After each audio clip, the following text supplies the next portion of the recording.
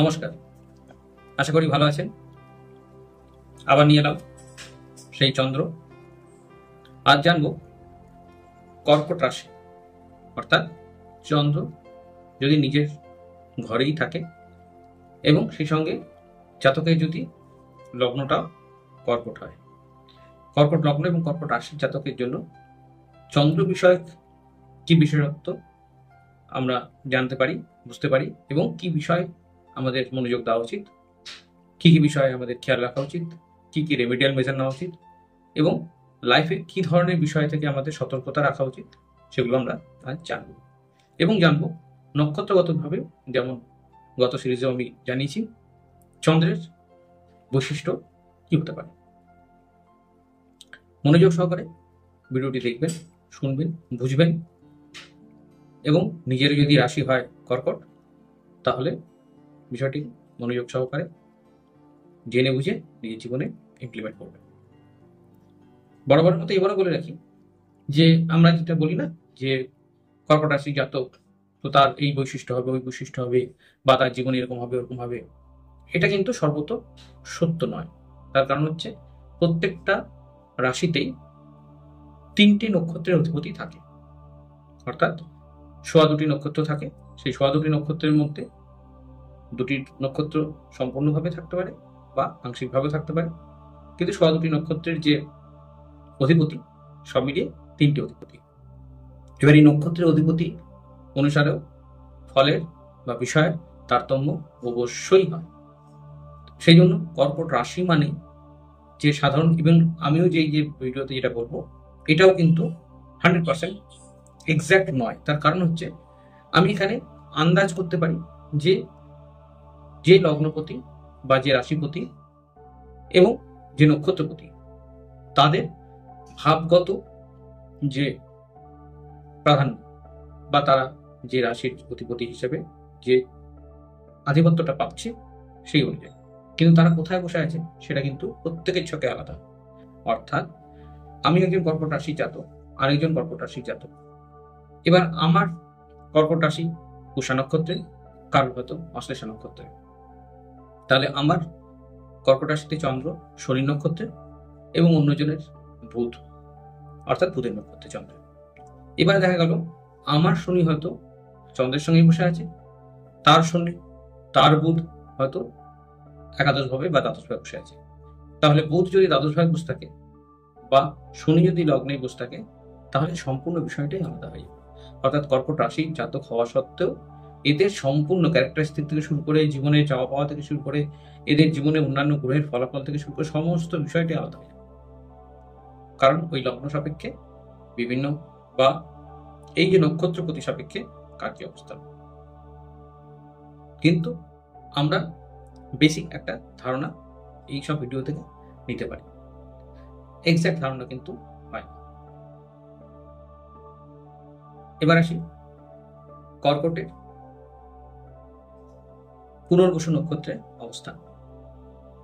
পুনর্বসু নক্ষত্রের অধিপতি বা বিংশতির অধিপতি বৃহস্পতি, এবং কর্কট লগ্ন যেহেতু, সেই জন্য বৃহস্পতির যে অবস্থান, সেই অবস্থান ষষ্ঠ এবং নবমপতি হিসেবে, অর্থাৎ কর্কট লগ্নের জাতকের জন্য বৃহস্পতি ষষ্ঠপতি এবং নবমপতি। তাহলে বৃহস্পতি ষষ্ঠপতি এবং নবমপতি হিসেবে আমরা ধারণা করতে পারি যে কি ধরনের ফলাফল হতে পারে। এক্ষেত্রে বৃহস্পতি যেহেতু ষষ্ঠপতি নবমপতি এবং বৃহস্পতির এই ষষ্ঠ রাশিতে বা বৃহস্পতির এই দুটি রাশিতে যদি কোনো গ্রহ না থাকে, তাহলে আশা করা যেতে পারে যে বৃহস্পতি ষষ্ঠের ভাব প্রভাব, নবমের প্রভাব চন্দ্র পাবে। চন্দ্র বৃহস্পতির নক্ষত্রে ভালো, তবে এখানেও দ্বিধাগ্রস্ত ব্যাপারটা থাকে। যেহেতু বৃহস্পতি ডুয়াল ব্যাপার দেয়, সেই জন্য একাধিক বিষয়ের প্রতি মনোযোগ থাকে। পিতৃকুল ভালো হতে পারে, অভিজাত বংশ হতে পারে, জ্ঞানী বা জ্ঞানের বিষয়ে চর্চা থাকতে পারে পিতৃকুলে, এদের ন্যায় নীতি সম্পর্কে, আইন সম্পর্কে কিন্তু বেশ ভালো দক্ষতা থাকতে পারে। অর্থাৎ কোনো বিষয়ের নিয়ম নীতি, সে একটা বিবাহ অনুষ্ঠান বলুন বা একটা শবদাহের জন্য কি কি রিচুয়াল দরকার, বা কোথাও গিয়ে কোনো সামাজিক অনুষ্ঠানের জন্য কিভাবে অর্গানাইজ করতে হবে, কিভাবে কেউ কি বসবে না বসবে, ম্যানেজমেন্ট বিষয়টাও, এগুলো কিন্তু খুব ভালো মনোযোগ থাকে এবং এইসব বিষয়ে তারা বেশ কৃতকর্ম হতে পারে। পুনর্বসু নক্ষত্র বেশ খানিকটা, কিন্তু পুনর্বসু নক্ষত্রের দুটি পার্ট, একটি পার্ট আছে মিথুন রাশিতে আর একটি পার্ট আছে কর্কটে। তো কর্কটে যে পার্টটা, যেহেতু এখানে চন্দ্রের আধিক্য থাকে আর মিথুনের পার্টে যেহেতু বুধের আধিক্য থাকে, তো মিথুনের পার্টে কমিউনিকেশনটা বেশি করে, ম্যানেজমেন্টের বিষয়টা বেশি থাকে। চন্দ্রের বিষয়টা কি থাকে, নারিশমেন্টের ব্যাপারটা থাকে, অর্থাৎ অন্যের কমফোর্ট জোনের জন্য যা ব্যবস্থাপনা করা দরকার, আতিথ্যতার জন্য যা ব্যবস্থাপনা করা দরকার, সেগুলো কিন্তু এরা ভালো করতে পারে। অর্থাৎ একটা মিথুনের পুনর্বসু নক্ষত্রের ক্ষেত্রে যেটা হয়, সেটা হচ্ছে কোনো জায়গার ব্যবস্থাপনা, ওভারঅল ম্যানেজমেন্টটা দেখা। আর কর্কটের যে পুনর্বসু, তাতে কি হয়, একটা লজ বা মানুষজন রাত্রিবাস করবে, তাদের খাওয়া দাওয়ার বিষয়টা, তারা রিল্যাক্স করবে। তো এই বিষয়গুলো সম্পর্কে কিন্তু বেশ ভালো, কারণ চন্দ্রের যে নারিশমেন্টের ব্যাপারটা, তার সঙ্গে বৃহস্পতির আতিথ্যতার ব্যাপারটা, নিয়ম নীতির ব্যাপারটা, বা সামাজিক স্তরে সবার জন্য যেটা বেশ মাসের জন্য যে জিনিসটা করতে হয়, সেই বিষয়গুলো কিন্তু খুব মনোযোগ দিতে পারে। ষষ্ঠ বিষয় যেটা সার্ভিস, ওকে, সেবা করা। তো সেবামূলক বিষয়, সেবামূলক বিষয় প্রতিষ্ঠান এবং কোনো ধার্মিক প্রতিষ্ঠানের সঙ্গে যুক্ত থাকাও কিন্তু এদের জন্য খুব ভালো। এরা ধার্মিক প্রতিষ্ঠানের সঙ্গে যুক্ত থাকলে জীবনে কিন্তু বেশ উন্নতি করতে পারে, কারণ নবম অধিপতি হচ্ছে বৃহস্পতি, এবং বৃহস্পতি চন্দ্রের যে এই যে যোগটা, এটা কিন্তু ধার্মিক প্রবৃত্তি বা ধর্ম বিষয়। অর্থাৎ ধর্ম বিষয় মানে এমন নয় যে পুজো পাঠটাই ধর্ম, ধর্ম বিষয় হচ্ছে যে সেবা, সেবা ধর্ম, বা ওই যে বললাম সমাজের, পরিবেশের সবকিছু দিক দিয়ে একটা ওয়েল ম্যানেজমেন্টের ব্যাপার করা, ভালো কিছু ব্যবস্থা করা, সেগুলো কিন্তু মনোযোগ থাকে। তবে এদের স্থির মনোযোগিতা একটু কম থাকে, কারণ হচ্ছে রাশি হচ্ছে চর এবং বৃহস্পতিও হচ্ছে দ্বিসহ গ্রহ।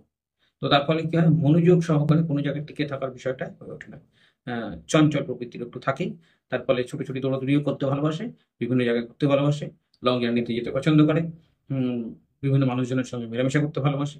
তো এগুলো তো থাকেই, এগুলো একটা কর্কট রাশির যেহেতু চর রাশি, তো সেক্ষেত্রে একটা প্রবণতা থাকে, এবং ইমোশনাল বিষয়টাও থাকে, যেহেতু চর রাশি এবং এটা জল রাশি, তো ইমোশনের বিষয়টা থাকে।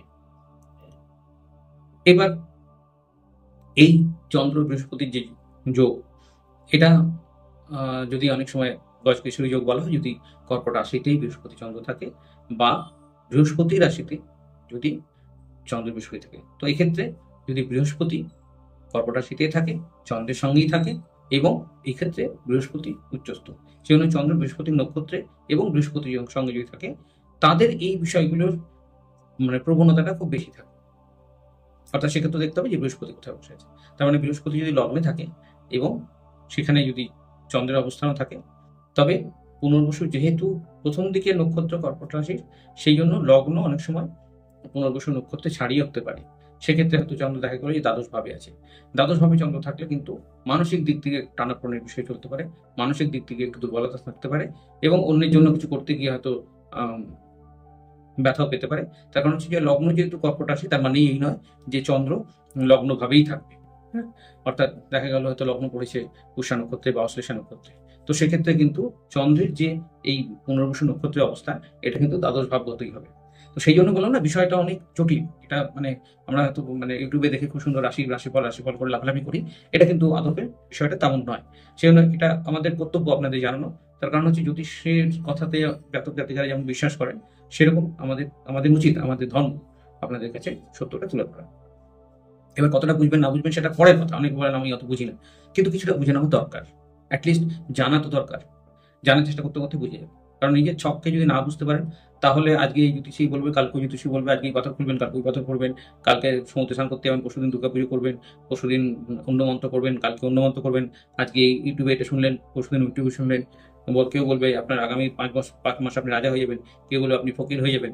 তো এইসব তামসাম দরকার হবে না, নিজের ছকটা যদি বুঝতে পারেন, এক্স্যাক্টলি নিজের চন্দ্র কোথায় বসে আছে বা নিজের লগ্নটা ঠিক কোথায় আছে, এগুলো জানাটা খুব জরুরি। এইভাবে দেখতে হবে। এবার আসি পুষ্যা নক্ষত্র। পুষা নক্ষত্রের বিষয়টা কি? পুষা নক্ষত্রের বিষয় হচ্ছে চন্দ্র যদি শনি নক্ষত্রে থাকে, অর্থাৎ পুষা নক্ষত্রে থাকে, কর্কট লগ্ন, রাশিও কর্কট, এবং চন্দ্র এখানে পুষা নক্ষত্রে, শনি নক্ষত্রে।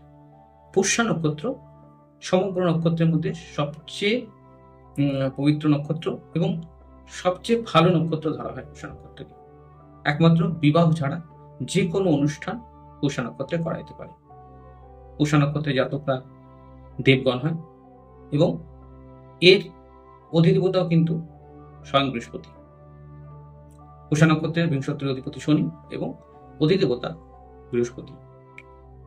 সেই জন্য পুষ্যা নক্ষত্র কিন্তু খুব পবিত্র নক্ষত্র, যদিও এটা শনি নক্ষত্র। ওই জন্য আমি সবসময় বলি যে শনি দেখি লোকে পালায়, কিন্তু শনির নক্ষত্রে চন্দ্র।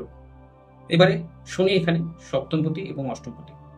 এই অষ্টমপতি হওয়ার জন্যই কর্কট রাশির বা কর্কট লগ্নের জাতকের জীবনে একটু স্ট্রাগল অবশ্যই হয়, due to this Saturn 8th house lordship. কারণ সপ্তমপতি এবং অষ্টমপতি দুটোই কিন্তু একটু অবস্ট্রাগলের কারক ভাব। সপ্তম যেমন স্ট্রাগল দেয়, অষ্টমও দেয়, জীবনে অনেক পরিবর্তন দেয়, অনেক সময় অনেক পরিকল্পনা ভেস্তে দেয়, জীবনে অনেক বারবার পরিবর্তন হয়। জীবনে পরিবর্তনের প্রয়োজন হতে পারে এবং অনেক সময় কি হয়, পরিবর্তন করতেও হয়। যেমন প্রয়োজন থেকে আবার অনেক সময় নিজেদের পরিবর্তন করতে পছন্দ করে, একঘেয়েমি পানা বেশি দিন ভালো লাগে না। এখানে শনির যে কাজ, শনি এখানে অবশ্যই স্ট্রাগল দেয়, শনি এখানে অবশ্যই চায় যে জাতক উন্নতি করুক। সেই জন্য পুষ্যা নক্ষত্রে জাতক বা জাতিকাদের এই একই জীবনে অনেকটা উন্নতি বা অনেকটা পরিবর্তন দেখা যায়, অনেকটা পরিবর্তন। তাদের হয়তো জীবন শুরু হয় একরকম ভাবে, সেটা আর্থিক দিক থেকে হোক, সামাজিক দিক থেকে হোক, পরিবেশগত দিক থেকে হোক, তারা একই জীবনে আমূলচূল পরিবর্তন দেখতে পারে। এবং সেই জার্নিটা হয় বিভিন্ন স্ট্রাগল, মানে একটা রূপকথার মতো, একটা গল্প কথার মতো। জীবনে বেশ টানাপোড়েন বা বেশ ওঠাপড়া, আনসার্টেনটি, এগুলোর মধ্যে থেকে সাঁতরে সাঁতরে সাঁতরে সাঁতরে সাঁতরে সাঁতরে ঠিক আস্তে আস্তে আস্তে আস্তে আস্তে নিজের লক্ষ্যে এগিয়ে যেতে পারে। এখানে একটা বিষয় খেয়াল রাখতে হয়, শনি যেহেতু নক্ষত্রপতি এবং শনি চন্দ্রের মধ্যে বিষয়টা হচ্ছে খুব একটা অ্যান্টি মানে কিরকম, দুজনে দুই মেরুর। কারণ কর্কটের যদি আমি দেখি অধিপতিকে চন্দ্র এবং মকরের অধিপতি হচ্ছে শনি, ঠিক একে অপরের পরিপূরক হিসাবে। কারণ চন্দ্র হচ্ছে ভীষণ দ্রুত গতিসম্পন্ন একটি, আমরা জ্যোতিষ ভাষায় গ্রহ ধরি, যদিও এটা স্যাটেলাইট আর্থের, কিন্তু জ্যোতিষ ভাষায় গ্রহ।